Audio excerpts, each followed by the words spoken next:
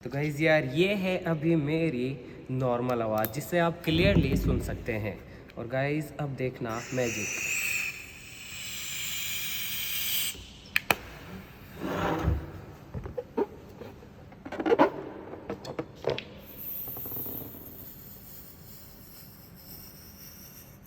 तो गाइस यार ये है आवाज बदलने की निंजा टेक्निक। तो गाइस यार इस सिलेंडर के अंदर थी हीलियम गैस और हीलियम गैस हवा से 6 गुना ज़्यादा हल्की होती है। इसी वजह से मेरी जो आवाज़ है वो इस तरीके से बदल गई है। है ना गाइस, काफी कमाल। और इसका असर कुछ देर रहेगा और उसके बाद मेरी आवाज़ बिल्कुल नॉर्मल हो जाएगी। ये